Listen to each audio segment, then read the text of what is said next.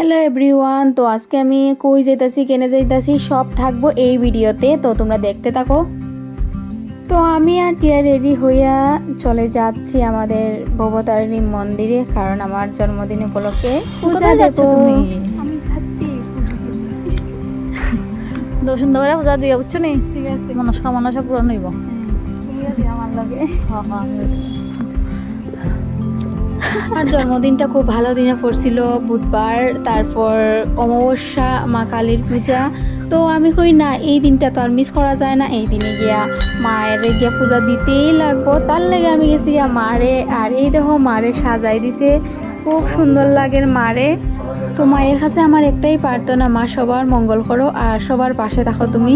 আর এইদিকে আমরা দুইটা আইয়া পড়ছি, এখানে আইয়া ধূপকাঠি মোমবাতি দুজনে মিলিয়া জ্বালাইতেছি আর প্রার্থনা করতেছি ঠাকুরের কাছে যাতে সবার মঙ্গল করুক, আমরারও মঙ্গল করুক, আমরা যাতে অনেক উন্নতি করতে পারি জীবনে। আর এই দিকে তো খাত শেষ হয়েছে, তারপরে গিয়া পুইয়া রয়েছে, কারণ পূজা হইতাছিল। আর যেহেতু অমাবস্যা ছিল, তার লেগা অনেক অনেক মানুষ আসিল এদিনে। আর আমরারও কি ভাগ্য ভালো, এদিনে গিয়া অনেক মানুষও দেখলাম, তারপরে ভালো করে পূজাও দিতে পারছি মন দিয়া।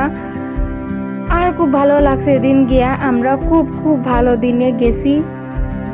আমি কোনো সময় আমার জন্মদিনটা এরকম করে পালন করছি না, আর পূজাও দিছি না। তো এইবার মনে হয়েছে না আমি পূজা দিয়াই। তারপরে এখানে তো পূজা হইতাছে। এই দিনে অমাবস্যা আসছিল, যার কারণে এই দিন খিচুড়ি খাওয়াইছে। তো আমরাও পূজা দিয়া উপাস আসছিলাম, তো অনেকটাই ক্ষুধা লাগছে, তার লিগে এখানে খিচুড়ি খাওয়া বইয়া গেছি। আর বিকালে কি কি হয়েছে অবশ্যই তোমরা নেক্সট ভিডিওতে দেখাইমো। তো টাটা, বাই বাই। বালা দিনে আইছি আমরা কিছু